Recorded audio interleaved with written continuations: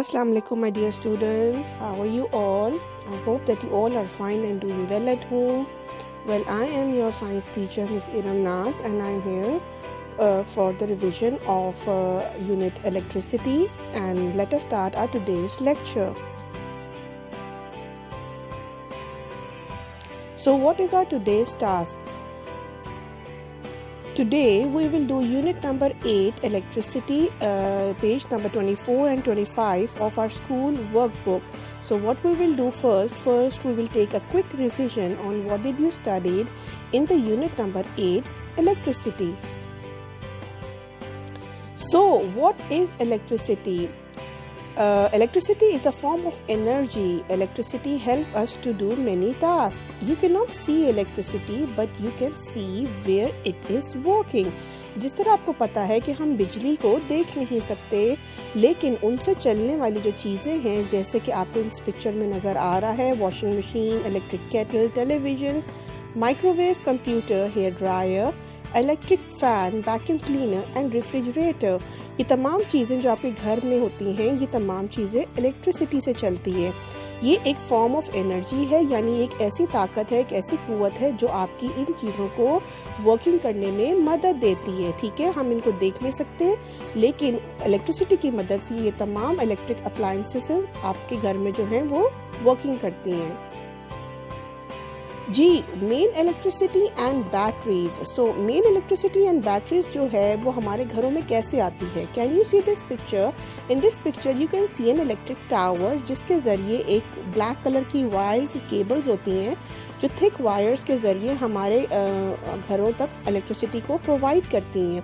ये इलेक्ट्रिसिटी बहुत पावरफुल होती है, यानी it's very dangerous, you can not touch it with your bare hand, और अगर आप इसको टच करेंगे what will happen? You will get electric shock.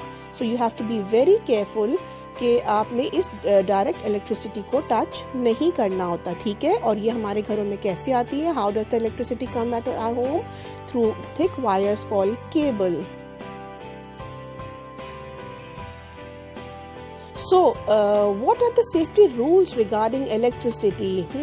What are the safety rules? यानी कौन से एहतियाती तदाबीर हम लोगों को फॉलो करने चाहिए ताकि हम बिजली यानी इलेक्ट्रिसिटी जो कि बहुत पावरफुल है, बहुत डेंजरस है, उससे हमें कोई नुकसान या कोई नेगेटिव इफेक्ट्स ना पहुंच सके।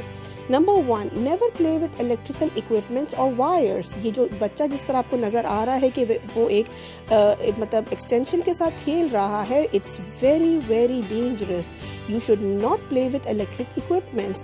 Number 2, never poke things into electric socket or touch bare wires. आपको कभी भी कोई भी चीज़ जैसे कि स्क्रू ड्राइवर हो गया, कोई पेंसिल हो गई, या कोई भी even your finger, you should not poke things into the electric socket. जो आपके स्विचेस होते हैं उनके अंदर नहीं डालना चाहिए, और ना ही इनको बेयर वायर्स को टच करना चाहिए जिसमें से इलेक्ट्रिक आपको हल्का सा वो नज़र आ रहा हो कि ये ब्रोकन है, क्योंकि वो जो है it can be very dangerous and it can harm you. And the last point is never touch plugs or electric equipments with wet hands. गीले हाथों से आपने कभी भी इलेक्ट्रिक सॉकेट को या इलेक्ट्रिक प्लग्स को कभी भी टच करना नहीं चाहिए, because what will happen? It can give you electric shock.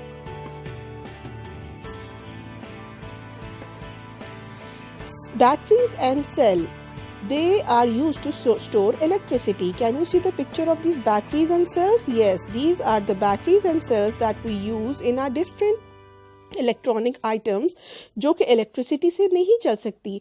जो हमारे मेन पावर स्टेशन से जो इलेक्ट्रिसिटी हमें मिलती है, वो that electricity is used to run big electric objects, यानी कि बड़े बड़े इलेक्ट्रिक ऑब्जेक्ट्स होते हैं हमारे घरों में, जैसे कि टेलीविज़न, फ्रिज, वॉशिंग मशीन। लेकिन हम इस इलेक्ट्रिसिटी को भी स्टोर कर सकते हैं छोटी छोटी चीज़ों को चलाने के लिए, जैसे आपको यहाँ पे नज़र आ रहा है हमारे रिमोट कंट्रोल के जो सेल्स होते हैं, फ्लैश लाइट्स होती हैं, टॉयज़, क्लॉक्स एंड वॉचेस, ये तमाम चीज़ें जो हैं ये बैटरीज और सेल से चलती हैं। इवन कि हमारे जो मोबाइल हम यूज़ करते हैं उसमें भी आपको बैटरीज नज़र आती हैं जो हम चार्ज करते हैं। आपने अक्सर देखा होगा कि आप मोबाइल चार्जिंग पे लगाते हैं, तो what happen with that lead with that charger that you attach with your mobile, वो उसकी बैटरी को चार्ज कर रहा होता है। यानी कि उसके अंदर बेसिकली क्या होता है जो चार्ज होता है? Just hold on for a second. Some batteries are use in automobiles, यानी ऑटोमोबाइल्स गाड़ियों में भी आपको पता है आपके यूपीएस के साथ भी बड़ी बड़ी बैटरीज अटैच होती हैं जिसके जरिए इलेक्ट्रिसिटी मिलती है। Batteries contains chemicals that could hurt you. Yes, this is the point that I was saying to wait for.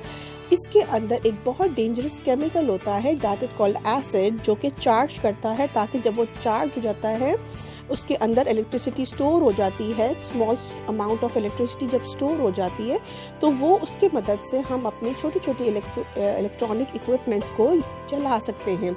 अब आपको यहाँ पे नज़र आ रहा होगा आउल के हेड के ऊपर कि कुछ ऐसी बैटरीज की आपको पिक्चर नज़र आ रही है जो कि बहुत ज़्यादा मतलब उसके ऊपर जंग लगा हुआ है and it's in a very bad condition.